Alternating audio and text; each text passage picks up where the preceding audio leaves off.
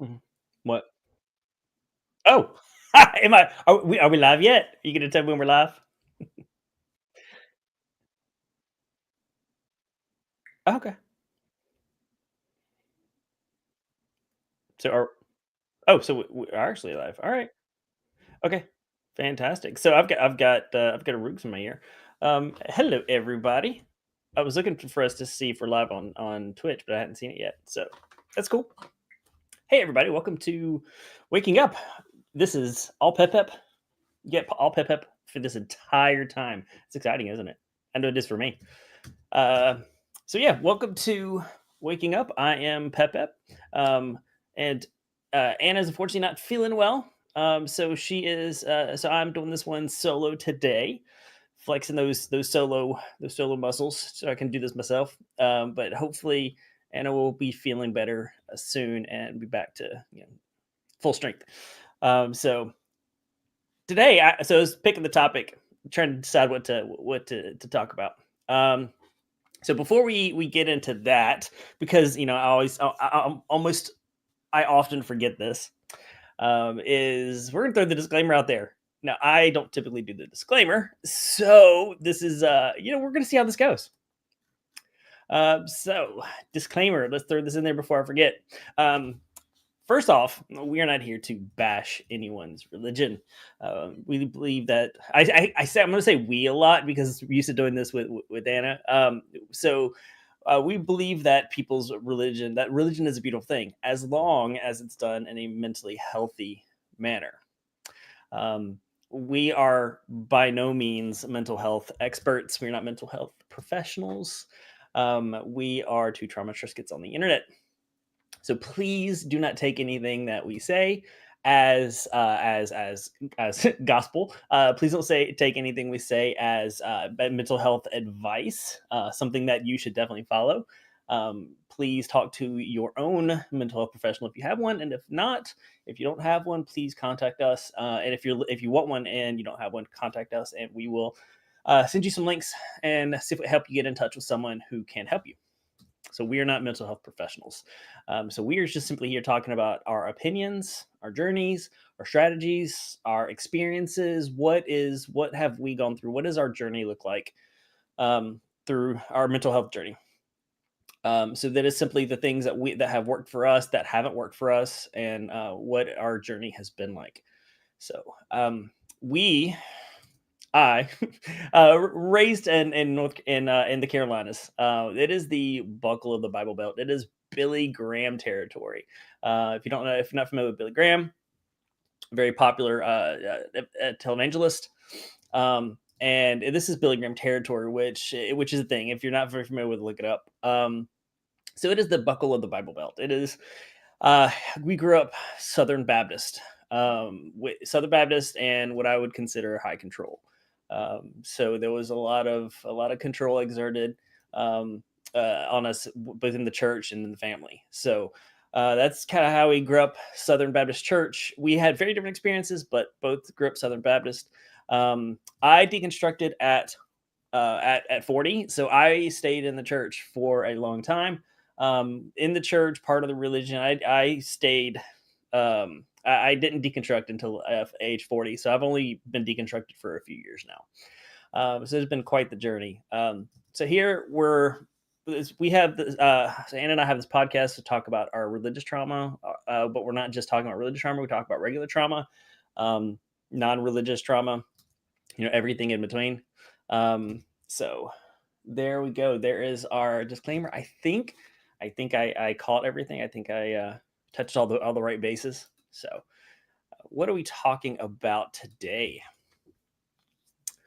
So today, this is a topic um, that's really important to me. It is something that I struggle with. I have struggled with for a long time.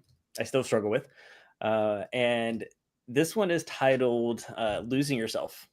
It's understanding and healing from self abandonment. So last week we talked about emotional abandonment.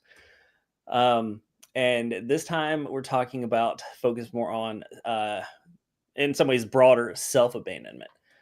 So self abandonment. I would say self abandonment is where I am neglecting my own needs, um, my needs, my wants, my desires, my boundaries, in order to gain external validation, in order to gain favor from people, in order to get something from other people. Hey, Nerdy Will, how's it going? Solo, yes, it is a solo show today. So and is not feeling too well, so it is. So I decided that I was gonna go solo, because she needed it. She's not feeling well. She needs some rest. So I'm solo today. This is only my second solo show. uh, I think so. It's still a little scary for me, but I'm like, you know what? I can do this. I can absolutely do this. So I think the more I do it, the more confident I get in it. So yeah, Nerdy Will, thanks for being here. I appreciate it. Um, so we're talking about yeah, you can do it. Thank you, thanks Nerdy Will. I appreciate the vote of confidence.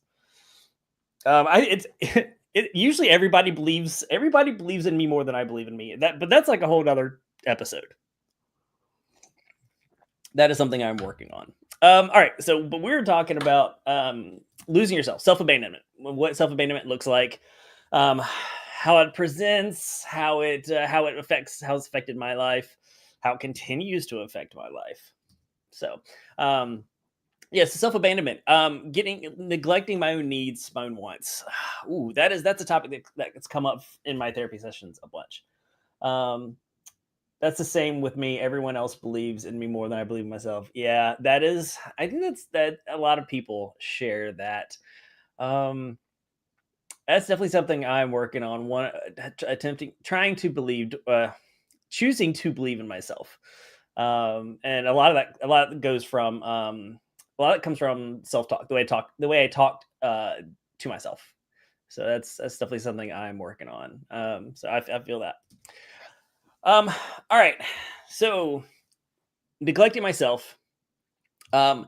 This is one that really, it feels like it's cliche, but it's so it's accurate. It happens. This is one of those things that come stems from childhood, some how I was raised. So it's how I was raised, how I felt, what happened during my childhood. So that's definitely one of those, getting in touch with all of getting in touch with where I was at.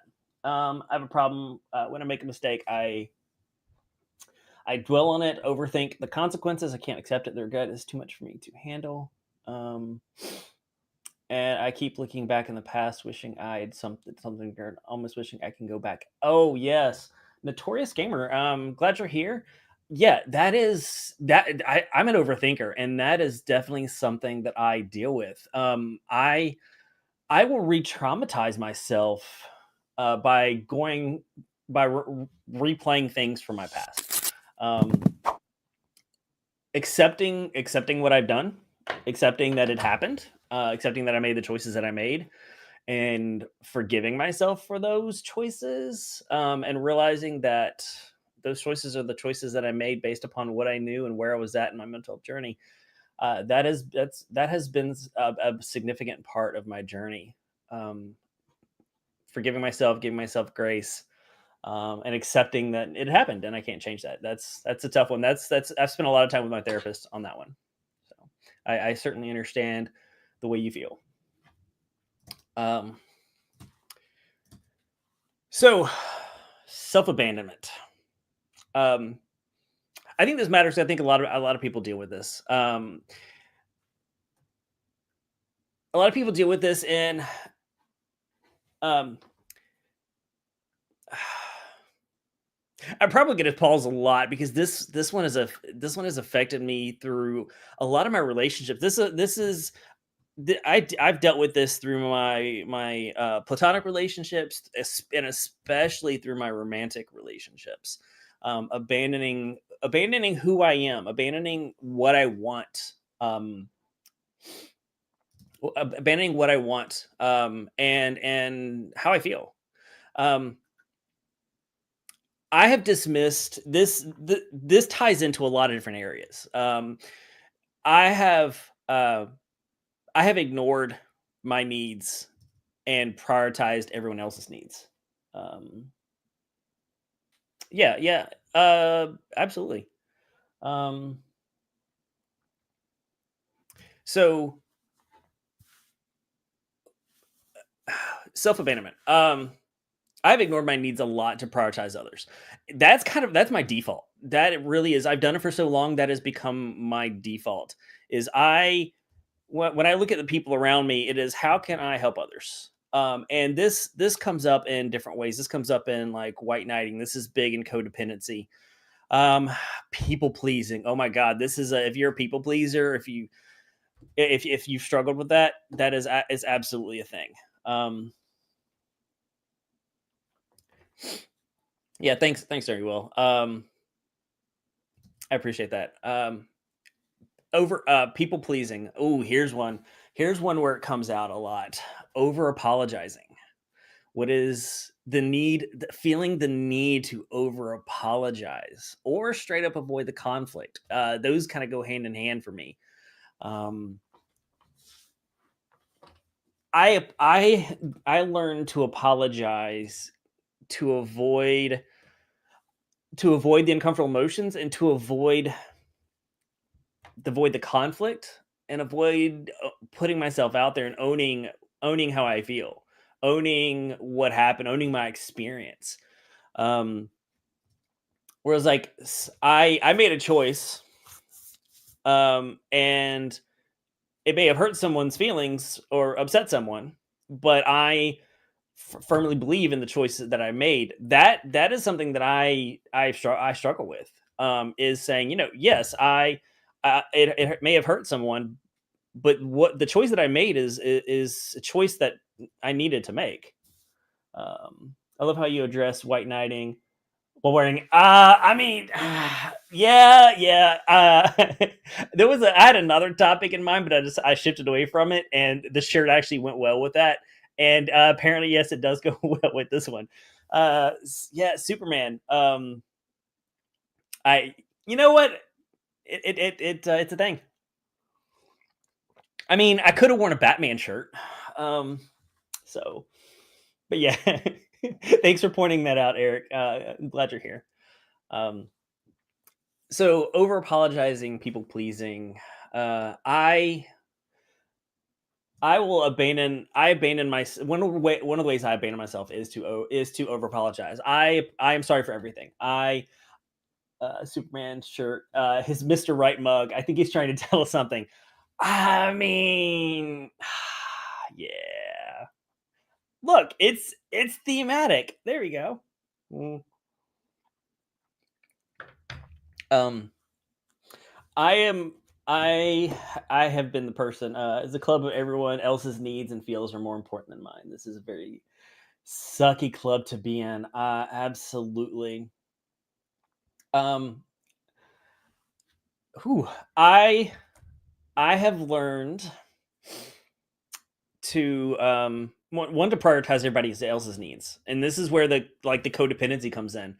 Um, if you're okay, I'm okay. Whew, that's a tough one. Um, if you're not okay, I'm not okay. Now there's empathy. There's empathizing with the person.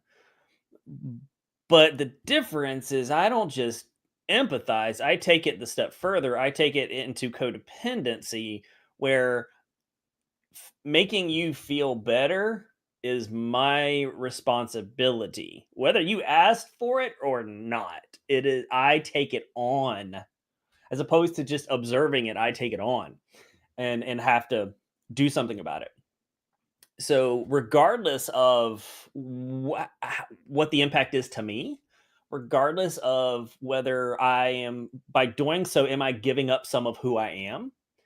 Am I giving up my own needs? That's where I fall into the codependency, and so I if I can fix you, I will be okay.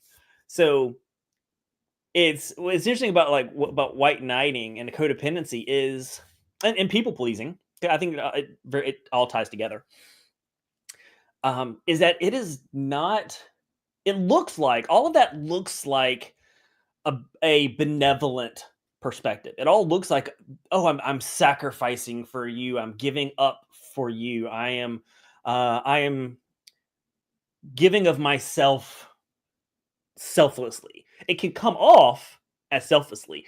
And I think I think our media content, often TV shows, if you look at memes, or not memes, but I think it's portrayed often in media is that sacrifice, that selflessness. Um, and it looks like it is altruistic. That's the word I'm looking for. It can look altruistic, but in reality, I've had to learn it's really selfish. It's extremely selfish. People pleasing is actually selfish. White knighting is selfish because it's not done altruistically. When you fall in that category of white knighting and codependency, it's not altruistic. I am not trying to help someone to help someone.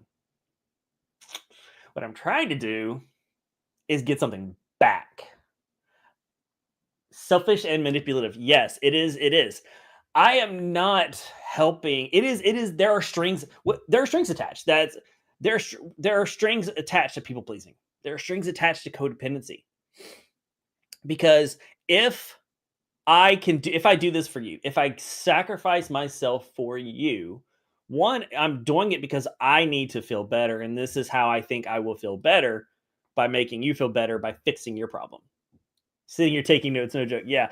Um, and I say insidious about this, but what's darker about what's kind of the dark side of that I've learned is when you're in that moment, when you're in that codependency, it doesn't feel manipulative. It probably doesn't. It often feels altruistic. In fact, I made it my identity. This is in another episode of Is It My Personality or Is It My Trauma? It became my personality of all I gave up this. I sacrificed this. Look at what I did. I felt like a white knight. I felt important. I was giving things up, but there were so many strings attached. It was a very stringy. It's plus people pleasing comes with strings attached. People pleasing is I want you to be happy, or codependency. All of it is I want you to be happy so that I can be happy. One, so that I can feel better about myself because I can't feel good if you're not feeling good. But two, here's where it gets really dark. I don't just I do this thing for you and I feel better about myself. That's bad enough as it is. I can't feel good if you don't feel good. But then it goes a step further. Because I sacrificed for you, you should, and this is what's happening in the mind, whether you're conscious of it or not, this is what's happening in the mind. Your people pleaser, codependent, white knight. Because I did this for you, you should, I hope you're going to do this for me. Yeah, that's where it gets really dirty. It gets really messy. It gets really dirty. There is an expectation behind it, whether it's conscious or not, whether it's ever communicated, it rarely is, or not. I expect the other person to do the same for me. What about the side of white knight, people pleasing, hero complex, where the other person can only be happy if you? Oh, wow! Anna's coming in hot here. Can only be happy if you make them happy. Oh, wow! Way to push the. Mm, yeah. I'm being called out here. Well, whether she meant to or not, I feel called out because I do this. Part of I am still dealing with this. This is not something that I have dealt with and moved on. This is something I still deal with. It's not enough that the other person is happy. The other person is better. You were talking about all different levels of this. It was I get that. Yeah. I felt it's the shoe fits. I felt called out because I do that thing. You weren't it wasn't intentional on your side. But yeah, if exactly if the shoe fits. Um no, that's true. Oh, yeah. If it's I want the person to be happy so that I can be happy. However, anyone that's dealt with this, think back, self-reflect on those situations. Self-reflect on those situations and tell me, um, would it have felt the same? Time to start dancing. Yeah, Paragon. Um, if you would have felt the same if someone else had fixed that issue, had addressed that issue, had filled that need, whatever was going on, the thing that you wanted to do, it's not just that person's situation has been dealt with or that the person is happy. Oh, the person's happy now.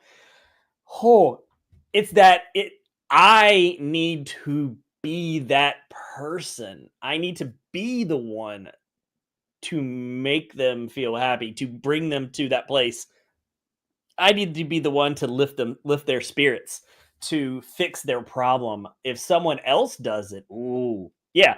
The white knight the, the white knight doesn't want to encounter other white knights along the road. They don't want to encounter other people along. They want to they I'm thinking about a scene from Witcher. Honestly, there was one of those white knights was in The Witcher, and like it is their goal to conquer. It is the goal to fix. It's not just to have for the issue to be fixed. It's for them to fix the issue.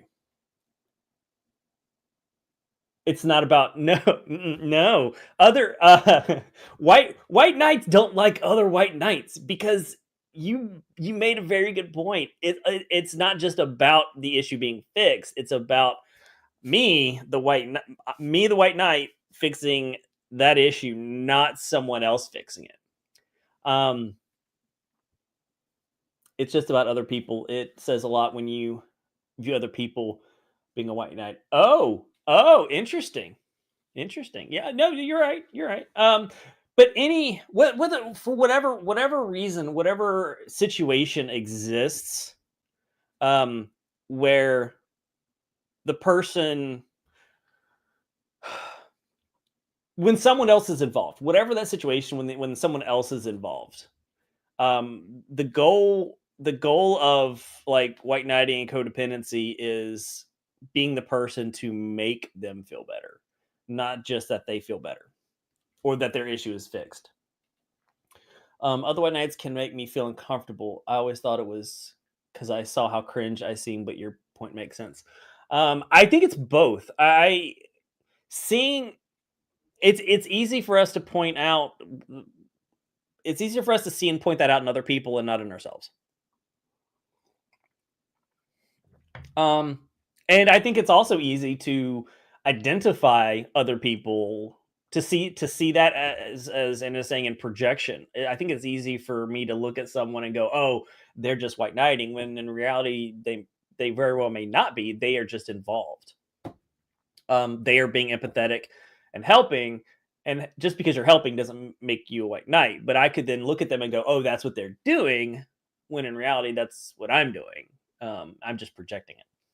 So, um, but yeah, it's about me fixing it. So, and a lot of times, my attempting to fix things, my attempting to make things better, make them happier, is can be self-sacrificing, can be self-abandonment. I'm giving up something of myself, my needs, my wants, um, who I am in order to make that happen. I will give everything I possibly can in order to get them to that place. So I will abandon myself. Um, and it happens. It becomes second nature. There's no acknowledgement. There's no self reflection. It is just that's what life became for me, is a constant I'm responsible for this other person. It is a lot of weight to bear, um, to take on the other person's to take on the other person, to take on their physical, financial, whatever, to take on that burden from them. And in some cases, the person that you're doing this with can also abandon themselves by giving that up. Um, they Someone else is going to fix it. Okay, well, I'm going to continue letting someone else fix it, and it becomes complimentary in an unhealthy way. Um, so yeah, I have been in those situations. Typically, they're for me they're in romantic involvement, but yeah, um, it gets dark, and it doesn't just stop there. Um, because as I said, it's not that I'm just doing this altruistically. It's because if I meet their needs, if I give up my own to meet their needs, the expectation is that they will turn around and do the same for me. I am no longer trying to meet my own needs. I am 100% attempting to meet their needs, and only their needs, hoping that they will do the same for me. I did it for them, they'll do it for me. I don't communicate that. I don't tell them, "Hey, I'm doing this because I expect you to do it back." But that is what happens. That's what's going on in my mind, whether I'm conscious of it or not.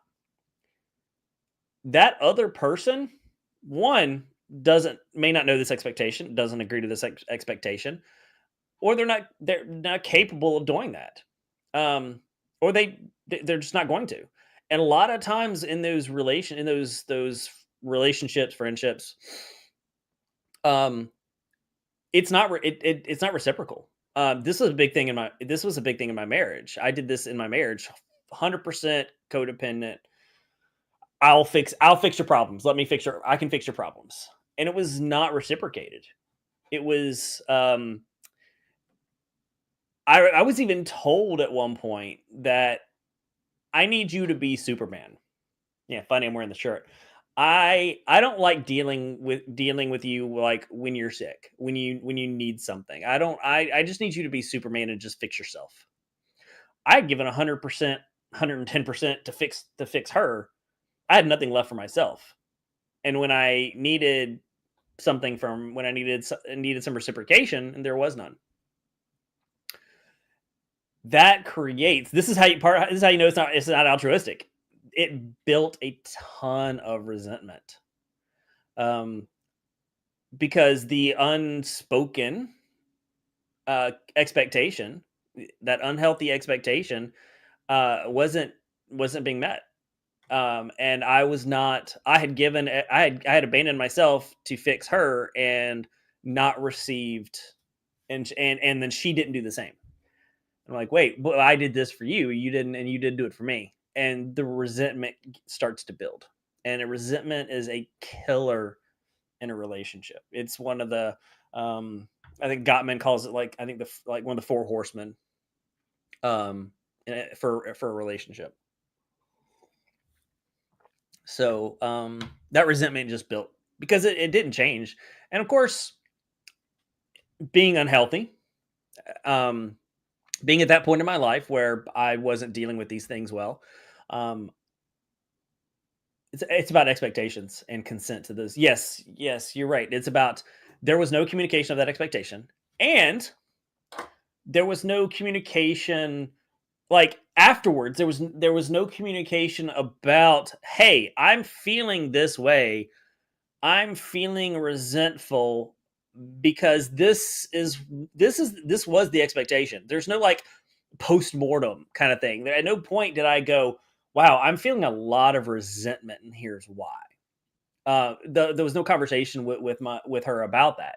So I didn't even lay that out after the fact for us to then talk about it and to figure out. No, it was just the resentment was there. Then, so instead of dealing with the resentment, I would then, kind of squash it down, try to ignore it, but it didn't go away. So the resentment would just build because, of course, I'm not actually dealing with it. Those things just don't go away. I would intellectualize it. I would explain it away.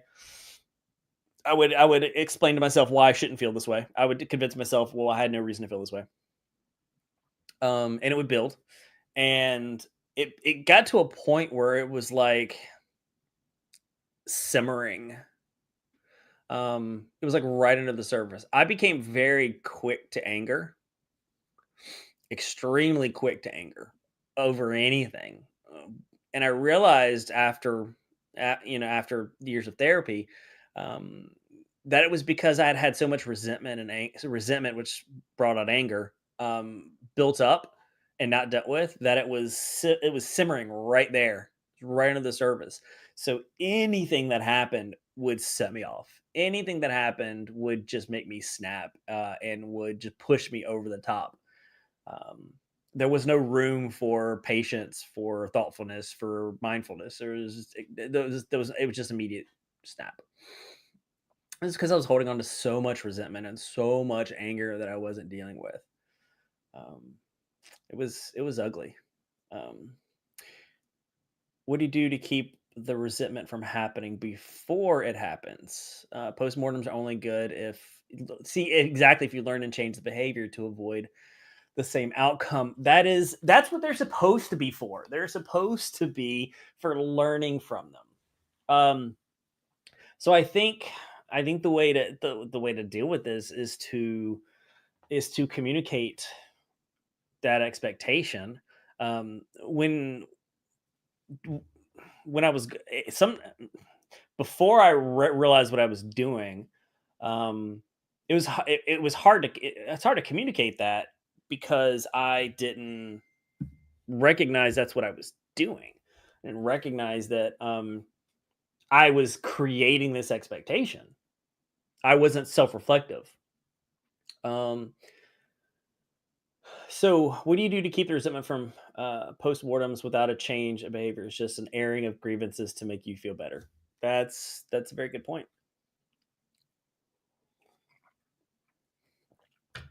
Um, so now I'm being called out. Yes, that's a good point. Postmortems without a change of behavior is just an airing of grievances. Um, yeah. What do you do to keep the resentment from happening before it happens? Um, I think I think it's communicating that expectation, but before you can communicate the expectation, you have to recognize the expectation. Recognize that there is an expectation. That I think that is just as hard. I think that can be just as difficult for me is to recognize that I have an expectation. Um, because I think for the longest time there was no self awareness. There was no I was setting expectation that I didn't even know I was setting. So it's being able to say, okay, I am expecting this of this person, and then communicating that. And unmet expectations is what drives that resentment. I expect them to behave this way. They don't behave this way. Um, I expect this to happen. This doesn't happen.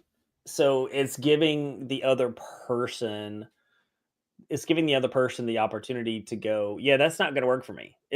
So if I say, hey, I'm going to give 100% of myself to you, I'm going to fix all your problems, and then I'm going to expect you to fix all my problems.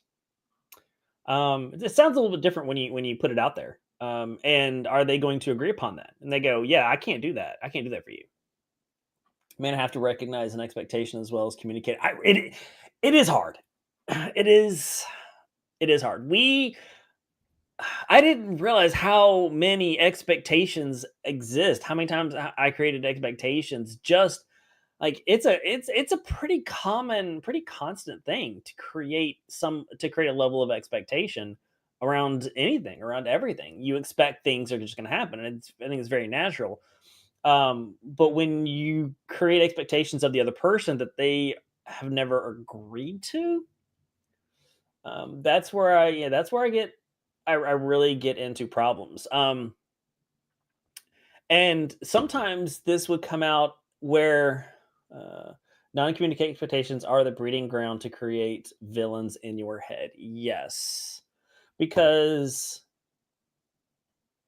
whether or not I communicated that expectation, I'm unhappy that the expectation wasn't being met because I expected it to be met. I expected it to happen.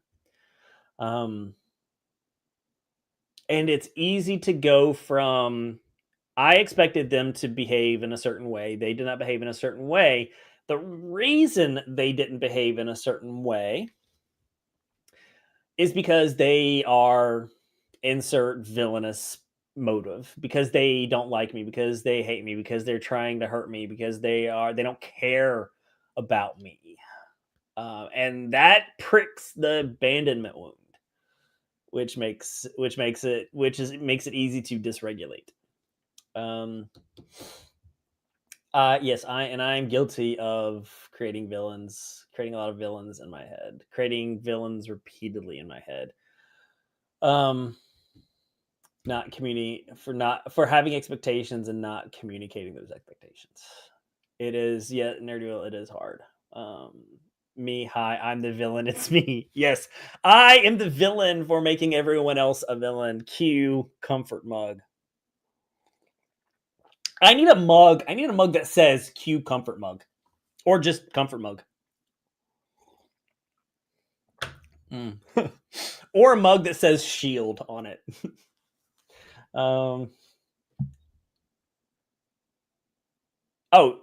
you're saying you are often the yeah, you are often the yes, you have been on the receiving end of that for me. I don't know if you're talking about anyone else, but I know you're aware of this. I have made Anna a villain more times than I care to count. It's been a lot. Um so I am Yeah, I'm often your villain. Yes, you're often my villain. Even and even so it's become even somewhat predictable. It became predictable over the years of when when that would even happen. That's how bad it got.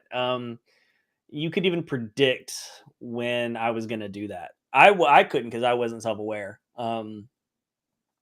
But that's something that I've been trying to be very reflective of is so here's an example.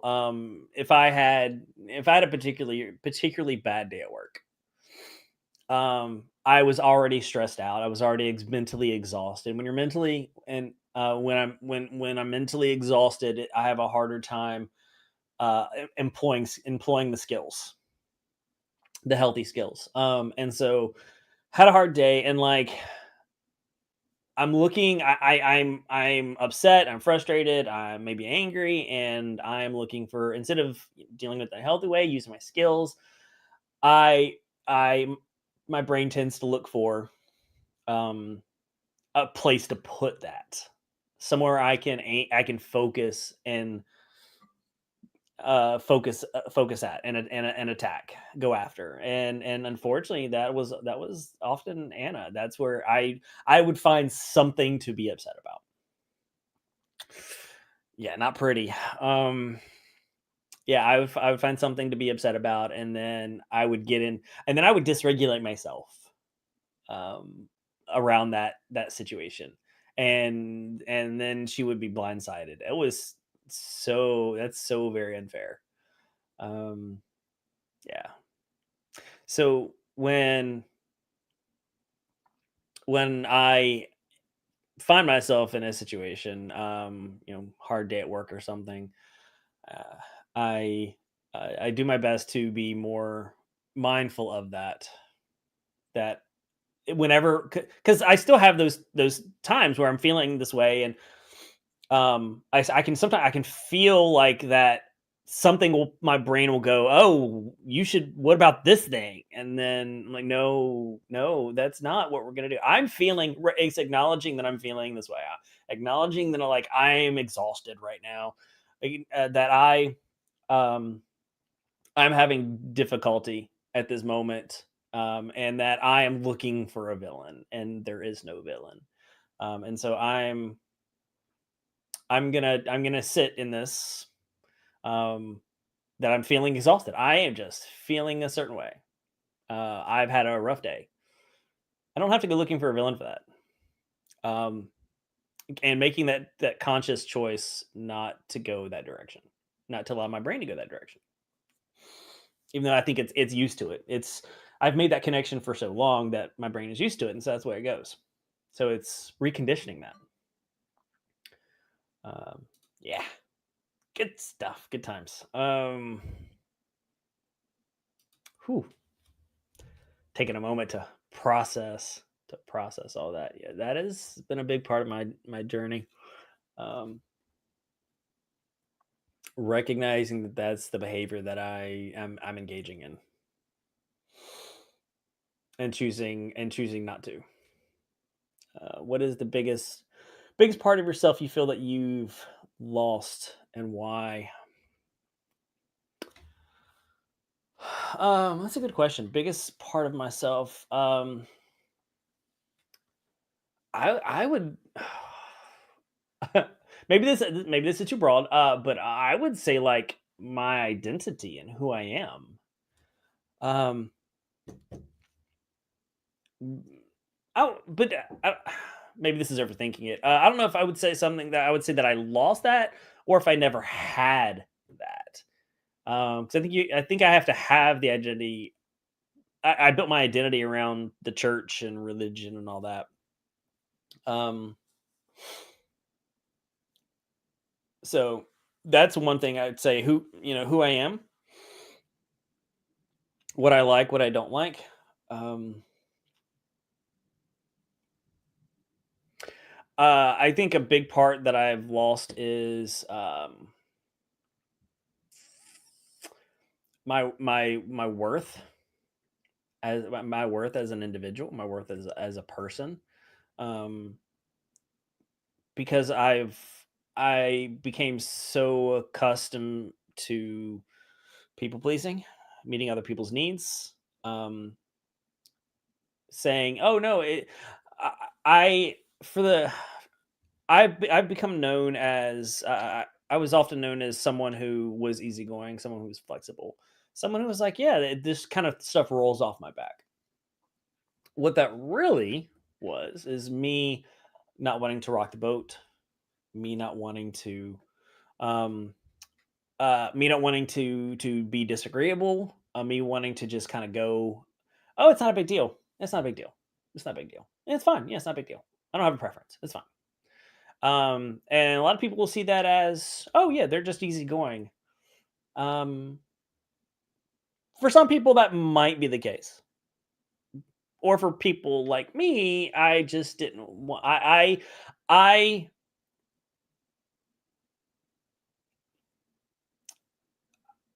I didn't want to. I wanted the other person to be happy with whatever the choice was, so I would just go with whatever they said. I would like whatever they liked. I would agree with whatever they agreed. And so it was it was easier to just go with the flow. Um, so if anyone in your life is a go with the flow kind of person, if you're the go with the flow person, what's the reason for that? For me, it was just, didn't want to do something, didn't want to be disagreeable. It's not a big deal. That was probably one of the biggest things in my marriage was, oh, it's not a big deal. It's not a big deal. I the behaviors that I allowed, the things, but the things that I accepted, the behaviors that I accepted, the boundaries that I did not erect because of, it's not a big deal. I can live with it. You're the go with the flow person, yeah. So why are you the go with the flow person? I think there are times where you legitimately do not have a preference. The difference is there are certain things that you may not have a preference about, but there are probably things in your life. There are things in my life that I do have a preference about. And when those came up, did I voice them? See, with me, I didn't voice any of them. I never had a preference. And that's where, to me, that's the red flag for me, is I never had an opinion. Um, and I would ask, um, oh, welcome back, Notorious Gamer.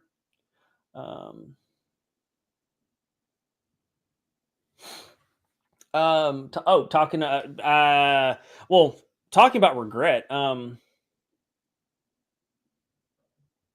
Yeah, I mentioned that earlier. Um, that was accepting that there was things that I did that I can't change. It's I still deal with it. I still deal with it, but it's a lot easier for me to process and work through now, to look at what I did and go, okay, you know what? That's what I did. I can still feel that without taking that on and without re-traumatizing myself. Um, yeah. So with the go with the flow, I never had an opinion. Um, go with the flow and being agreeable to maintain. Yes, absolutely. And I was often the maintain the peace person. Um, so much that it is still difficult. This is an ongoing thing. It is still difficult for me to voice an opinion. Um, it can happen with even the small stuff. Um, this often comes out with things like, what do you want to do? Where do you want to eat? Just simple stuff. What should be simple stuff like that.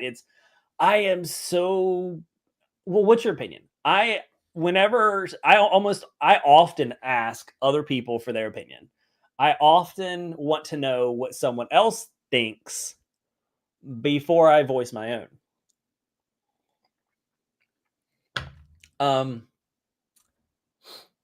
I don't actually know for sure why. I think a lot of times I don't have a preference, or not a strong preference.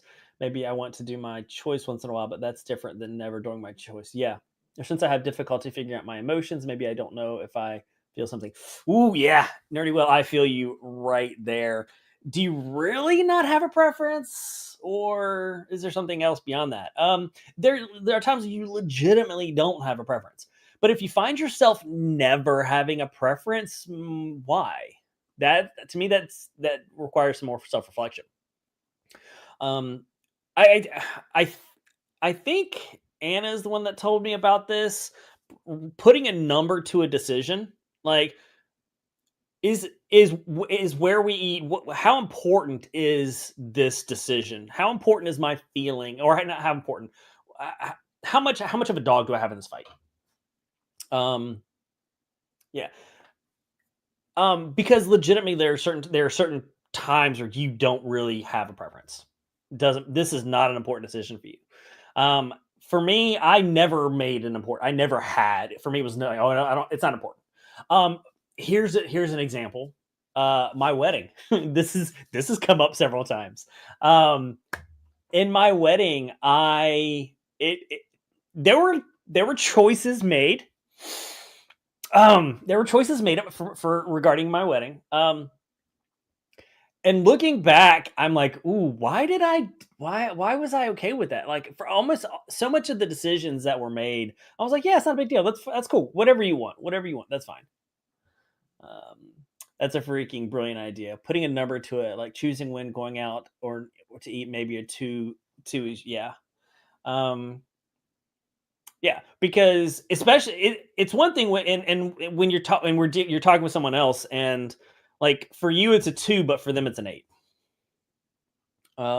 You can it's putting a number to that. I think really helps understand if someone's opinion is the one and only piece of advice I got from my mom and stepdad that actually was healthy. Yeah, because putting a number to it also helps you understand where are they at.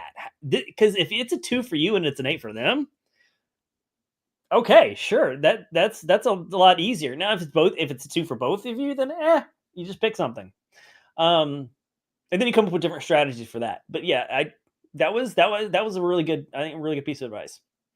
Um, so regarding my wedding, Anna can tell you there was a lot. There was she's seen the pictures. There was, looking back, and I'm like, why did I was so okay, whatever, that there was, I didn't, looking back, I don't like the choices I made. Looking back, I'm like, why did I agree to that? Planning weddings must be difficult. Leaving the difficult decisions to others might be a strategic more stress than choice. Yeah. That's possible. Again, how important is that? But I left pretty much everything.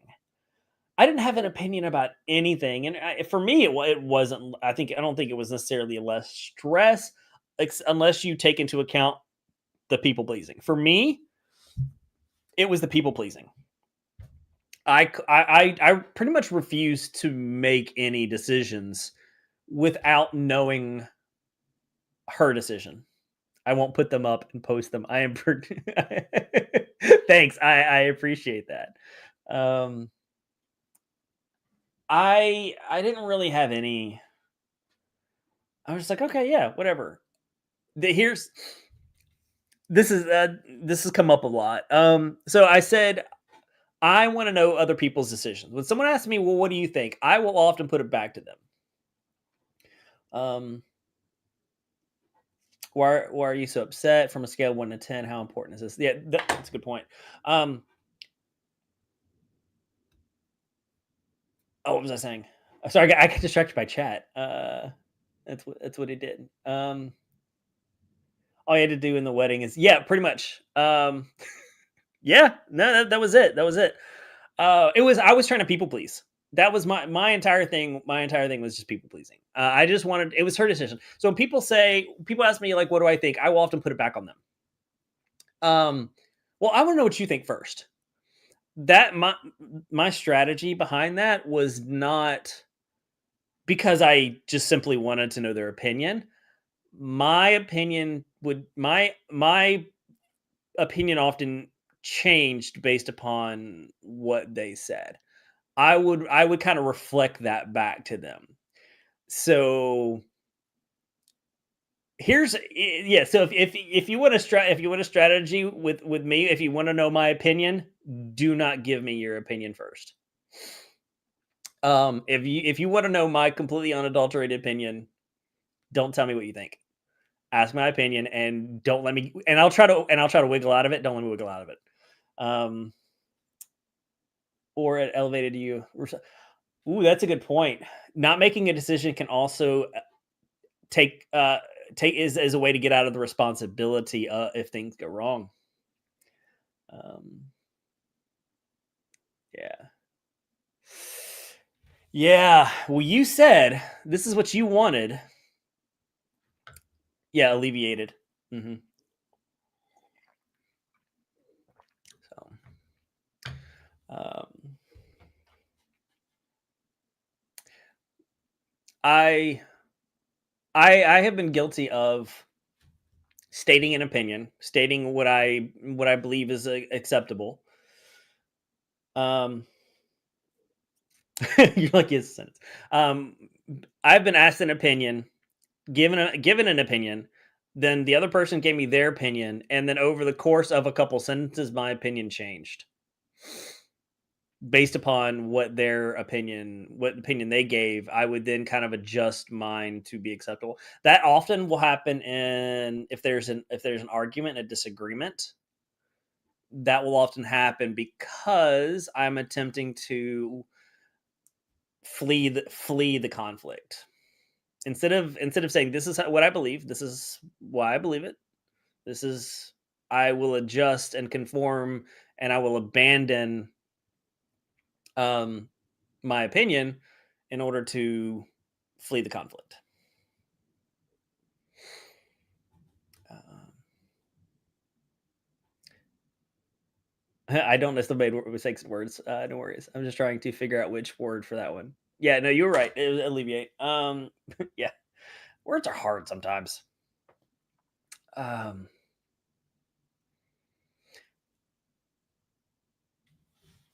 So one thing that's difficult for me is being honest with myself about how I feel, what I think, and what my opinion is. Um,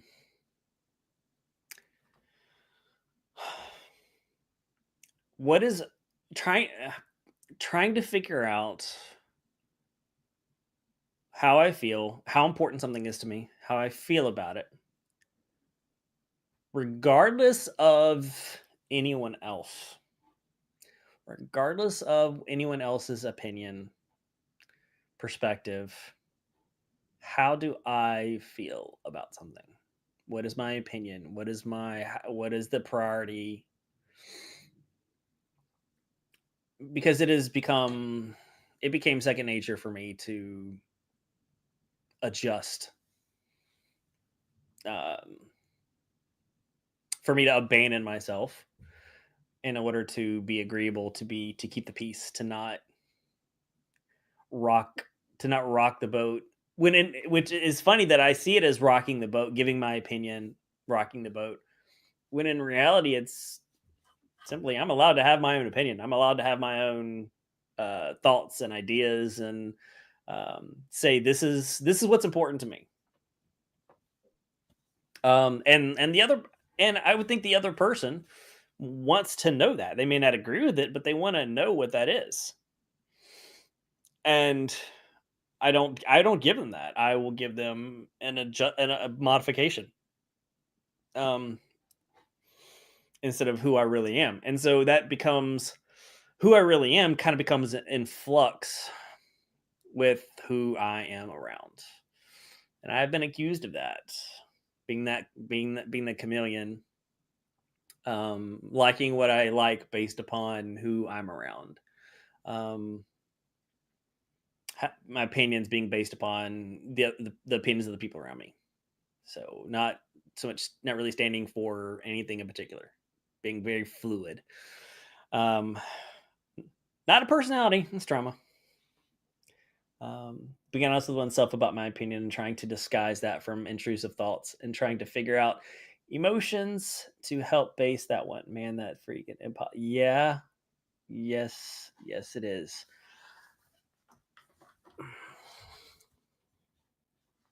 Um, your opinions and your thoughts and your ideas can be influenced by people. That's how we are. Someone presents something, but you have to start from a place of this is what I believe. See, I never start there. All too often, I don't have.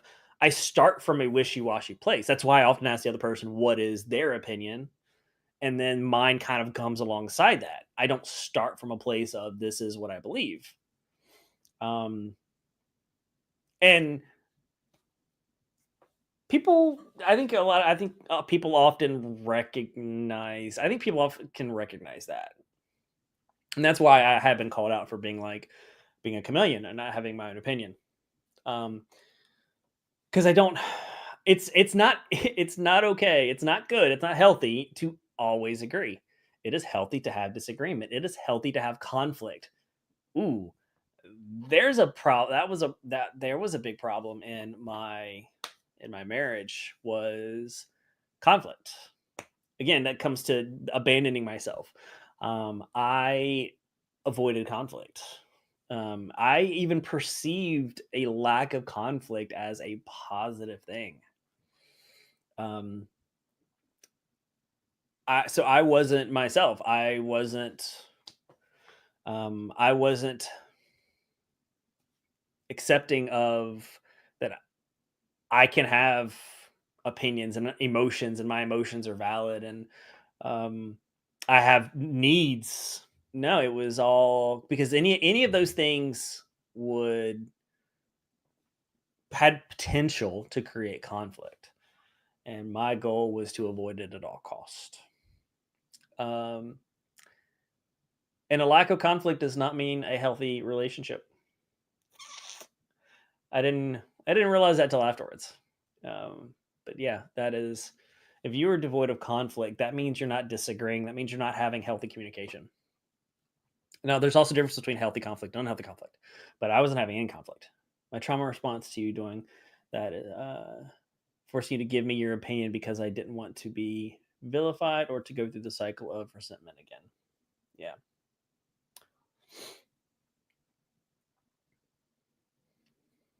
Um, people with, oh yeah, it is easy when you're in an unhealthy place yourself. It is easy to make to perceive people with healthy boundaries as selfish.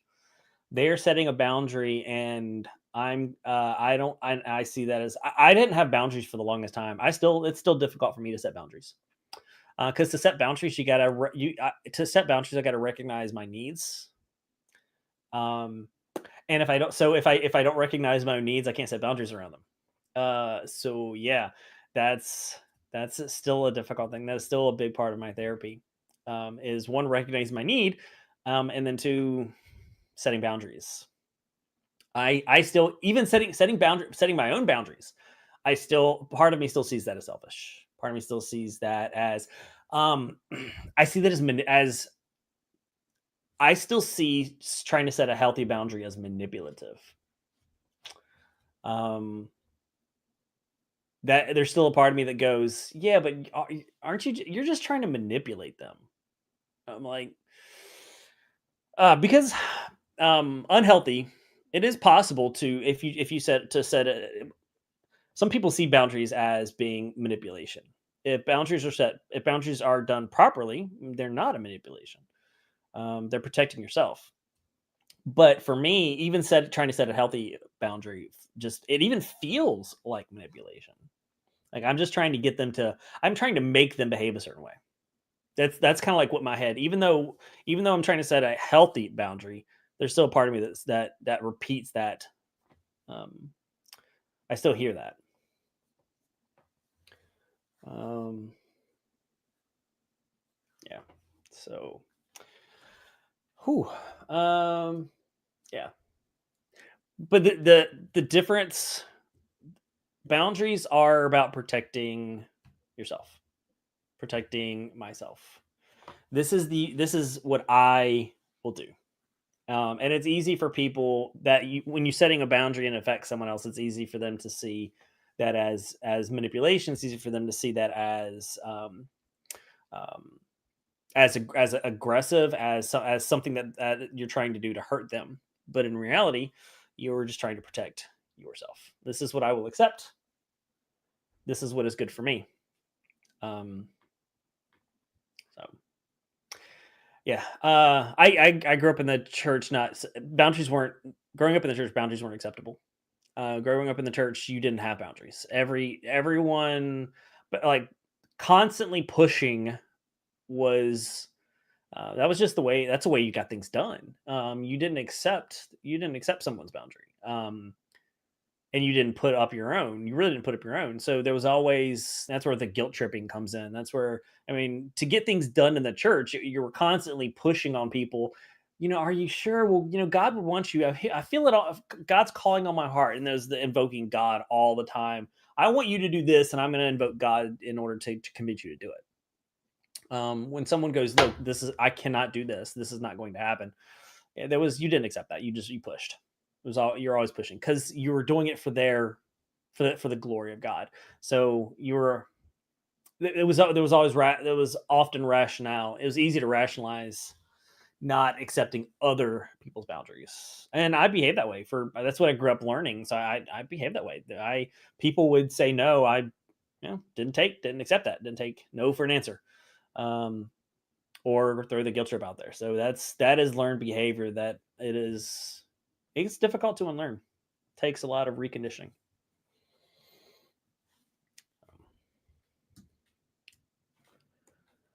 Um, let's see. Doo-doo-doo.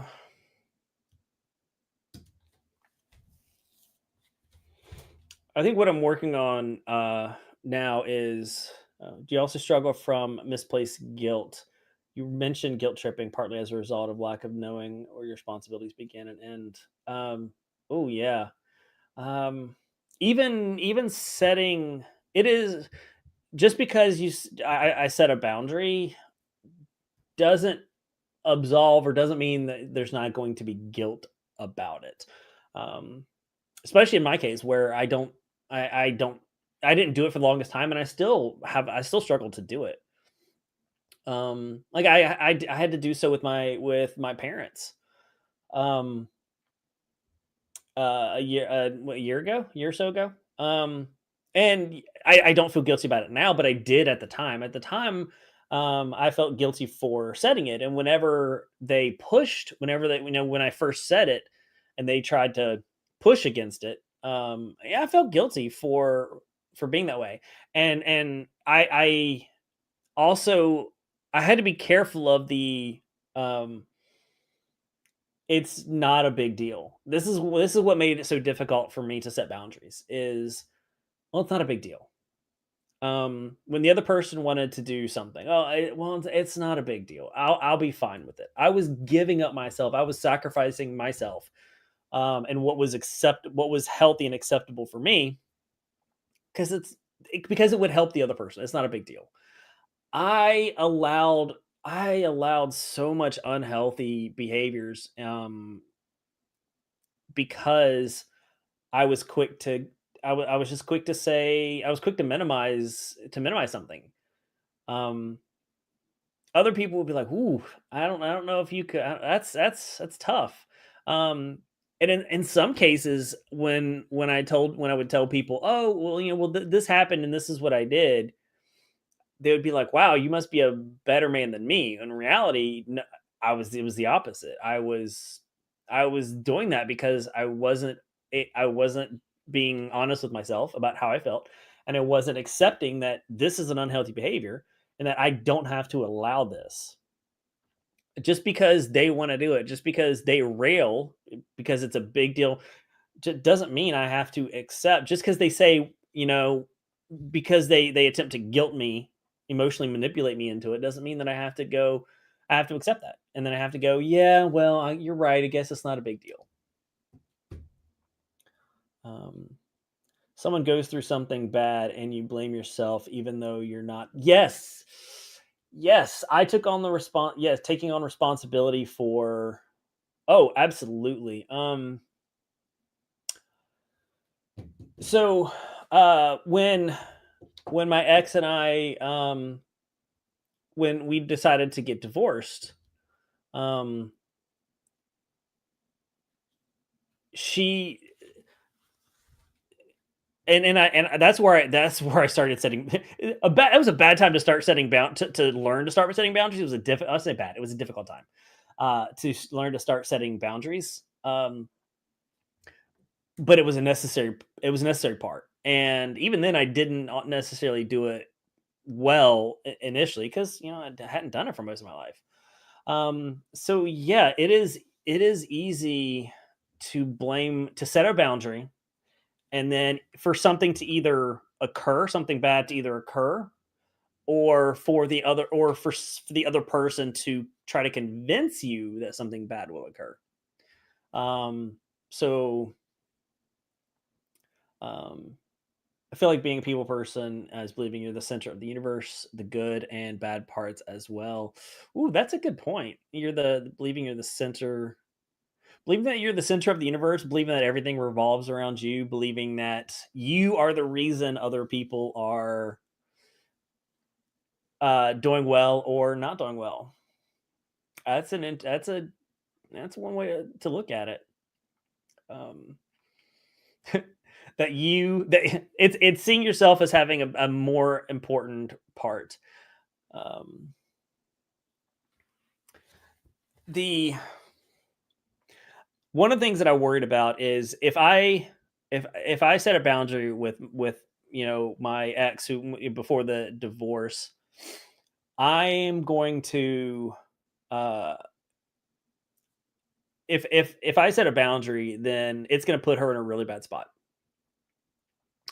And I felt it ripped me apart. Like I felt so horrible. making the decision, setting a boundary. Like I felt so guilty that I was doing that. And then and of course she railed against it because she was scared. She didn't feel safe, and things played out the way they did. And um, okay, all right. Um, so I'll be specific. Make more sense if I be specific. So when I was going through divorce and it came time to separate, um, to create the separation, I kind of forced her out. She was like, "I want to stay till X date," and it was like a year later. And I was like, "No, you got to go now." So I was like, "No, this is you're leaving. You have to leave at this point. This is when you're gonna go." Kind of, I had to set this. This is what's happening. You can't just keep living here indefinitely. Um, and she absolutely hated me for it. She's like, oh, was she she's like, you're gonna make me homeless. You're gonna, you don't care about me. You're gonna make me homeless. And it was I had a hard time not saying, well, okay, yeah, that's fine. It's not a big deal. You can just stay longer. Um, and I felt really bad. I felt really bad about it, but I stuck to it. Um, and I talked to my therapist at one point about it, and he was like, maybe the reason that she feels like she can't do this herself is because you have been doing it for her for so long. You have been fixing her problems. You have been doing things for her for so long. And so she's scared because she didn't think she can do it herself because you have been doing it for her. Um, and that hit home. So he's like, y'all have made your choices. You set a boundary. Um, Misplaced hatred equals people pleaser kryptonite. Now, I may have to explain that one a little bit more. Um, Interesting thing about this situation is that a couple years later, when we were talking about something, we had a couple brief conversations. One of the things she told me is that my pushing her out was what she needed to was is the push that she needed to get on her own, and she wished she had done it sooner. So I was I was taking so much on and abandoning myself that if I had done that, it actually would have made things worse. So it was beneficial to both of us for me to stop doing that and to accept this is how I feel, and this is what this is what is acceptable to me. This is what I'm okay. This is what I'll put up with. And it is extremely difficult. And I felt guilty for a while that that she would end up in a bad place. And she helped me feel that way by guilt tripping me for it. Um, and it's hard to stick to that. People pleasers run on others' approval. Take that away, they feel like a fish out of water. Um, yeah, yeah, it's all about keeping making other people happy, getting their approval. Um, so are you saying that are you saying that other people consciously or actively refuse to give that approval, or that the people pleaser is just not receiving any approval? Is it like a conscious action, or just that it just happens? Um, yeah, constantly seeking other people's approval is has been a difficult one. Um, with my ex, I was fortunate. She moved out of state, so there was a finite date, yeah, already, and just recently thanked me for not being unlike her dad, who had been completely blowing up their family after the move, causing divorce with her. Oh wow, um, yeah, I self-abandon because I think that's what's best, because it's what I need, because that's what I hope to get something back from it. Um, and I want to please the other person, because if I don't, they'll abandon me, and I can't accept that. People pleaser wants approval that can make them vulnerable to accepting unreasonable requests. Yes. Oh, absolutely. Yeah, there are people that take advantage of that. Um, absolutely. And a lot of times, those people find each other. Um, and that creates, and it becomes a cycle because it becomes normal. Um, so yeah, you often have people pleasers who end up in relationships with people who just take and take and take. And so that ends up feeding them. But again, remember, the people pleaser isn't altruistic. They're wanting something back. They're never going to get it back. They're never going to get back what they're trying to get put in. And the relationships they end up in are often those ones that take and won't give back. But it feels so normal that it becomes a cycle with each relationship. Um, where in a healthy relationship, the other person wants to know your needs, wants to know what you want. They want they want those things. Those things are important to them. And as a people pleaser, we're actually manipulating the other person by not giving that to them, because we're saying, you won't love me, you won't appreciate me, you won't care about me unless I show you these things. When in reality, the other person just wants to know who we are and what we want and what's important to us, and we're not giving them the opportunity to accept that. So in reality, we're being very much manipulative in that relationship, because we're doing so because we're so afraid of being abandoned. That's usually a lot of times where it comes from. It's the fear of being abandoned. So we try to, if we can make them happy, then they won't leave us.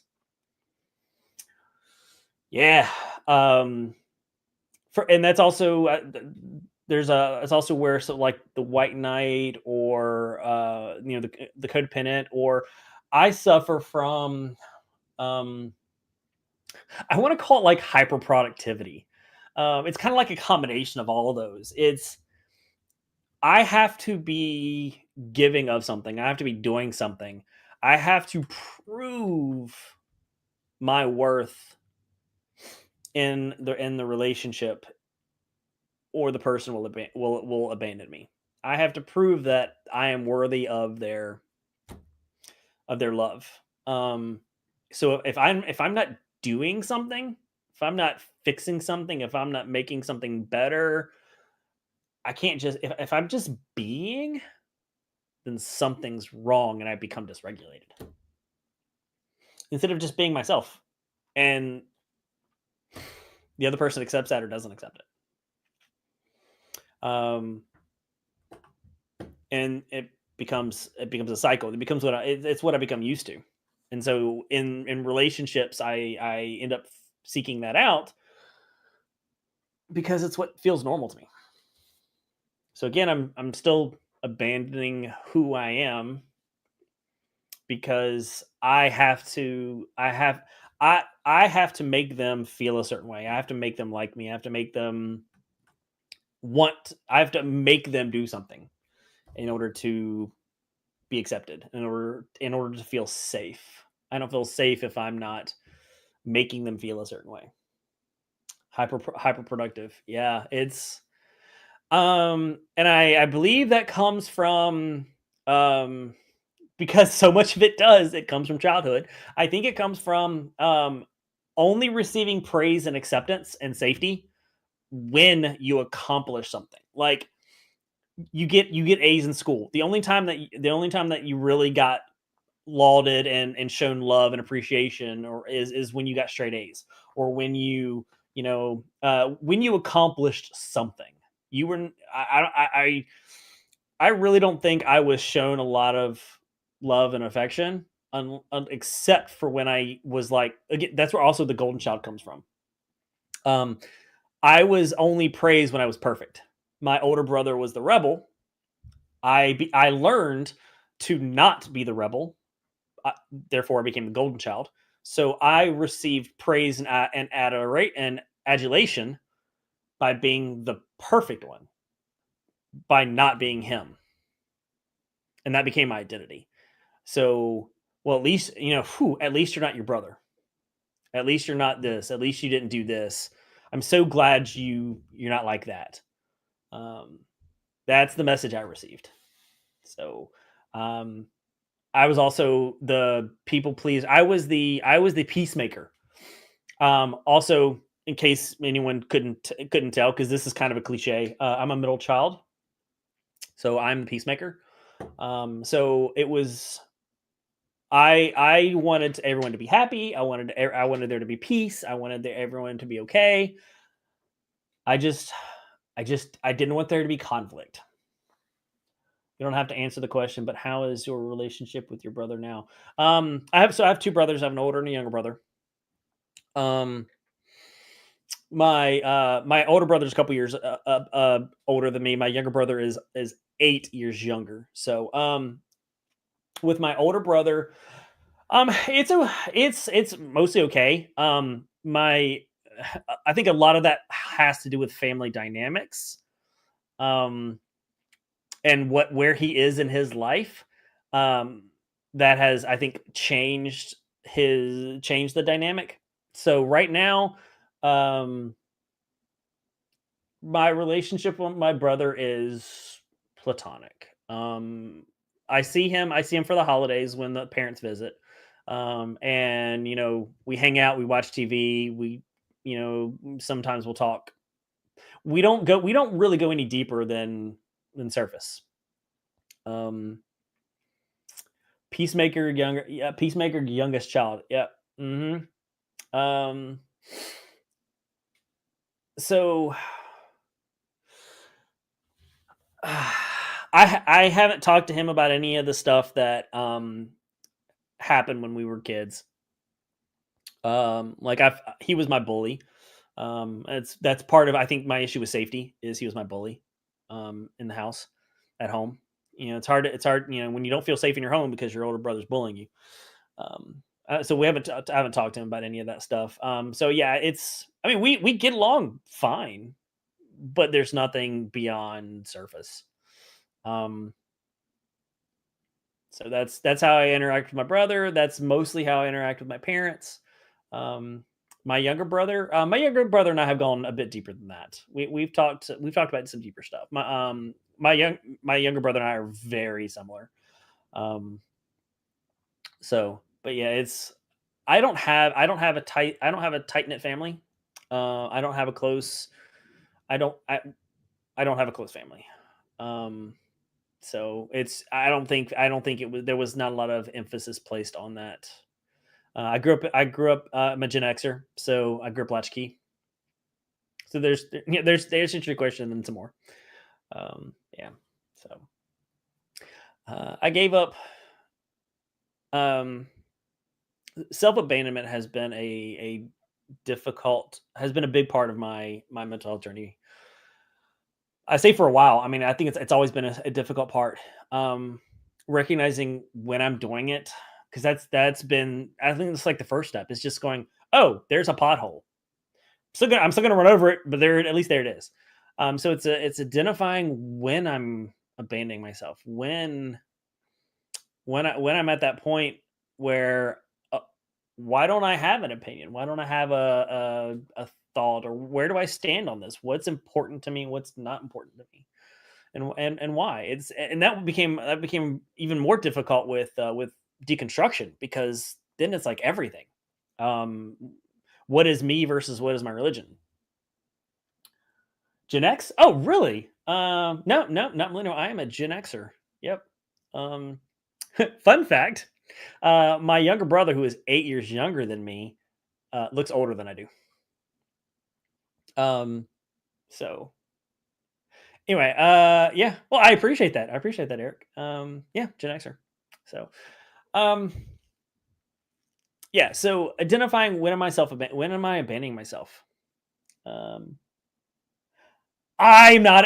Wait, are you saying no? I'm not a Zennial. I am a Gen Xer. Don't say I'm a Zennial. I mean, there's some gray area there. It's fine. Uh, we can have this conversation later. Um, identifying when I'm doing it and taking the time to understand how I feel, regardless of what anybody else thinks. I have an opinion. I have thoughts. I have emotions, and they are all valid, and I'm allowed to have them. And other people don't have to agree with them. That's easier said than done. That's still working on that. I like this. I don't like that. I want this. I need this. I identifying those and then accepting that they are valid and then that it is okay for me to want or to need something. Um, that's a big part of my journny. Zennials are the micro generation of people on the cusp of the Generation X and Millennial demographic cohorts. Many researchers use birth years from 1977 to 1983. Okay, fine. You know what? Whatever. Friday. Of course you are. What did you just ask Chat GPT that? Is that what happened here? The Google gods have spoken. Fine. I say that and my mind just tried to talk in the background, tried to respond to it. Um, so um, anyway, there it is. That is my journey with. Oh, wait, hold on. Um,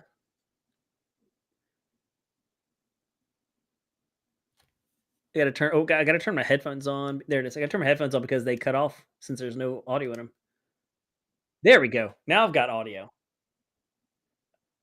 I'm sorry. I now have Anna in my head. You guys probably can't hear, but she is she's living rent free right here. Um, oh my god, you guys do not want to hear what she's saying. Um, but yes, Anna, you're right. That's at the point. It's fine. All right. So there we are. There we have it. My journey through with self abandonment. So, um, yeah, I keep waiting for you to say something, Anna. It has been. So, all right. Yeah. Any other from the audience? Any last thoughts, questions? Any questions? Any questions? This is it. Kind of feels like a TED. No, I don't have the right cadence for a TED talk. That's that. It's a very specific cadence. So, all right. Well, thank you for being here, everyone. I appreciate it. Proud of you for sharing. Thanks, Nerdy Will. Thanks for doing it. What you shared and what Aruk shared and what other people said are very helpful. Please take care of yourself. Thank you. Same to you, Nerdy Will. That's why we do this. That's why I do this. Is for the longest time I thought I was alone. Thought like I was the only one that felt this way or dealt with that. And so being able to be here and share where I'm at and what my journey looks like, and then to hear what you guys are dealing with, and I love the fact that you guys are um, just sharing your journeys as well. It really helps. It helps me feel that I'm not alone. Helps me feel that you guys are here to encourage me. I'm here to encourage you. Brave you share and take the floor moderating the stream. So uh, thank you, thank you, Anna, for being here too. Even though you're not feeling well, and for adding your putting your thoughts and perspectives. So, all right. So happy Sunday, everybody. I hope you have a great rest of your weekend. maybe watch some football, and don't abandon yourself. You're important. You matter. Your opinions and thoughts and feelings matter. So, all right, everyone. Did you Have a really great just day. high five over me? No, we didn't. You can do And it we're again. live. Hello. Wait, last week. You don't even do that well from the front seat. Okay. The bear's coming with the cup and spoon. That's a Oh, straight up no. PBR for the table. Yeah. I think it called. She ain't judging us at all. Did you really just high five over me? Right No, now? we didn't. You can do And it we're again. live. Hello. Wait, last week. You don't even do that well from the front seat.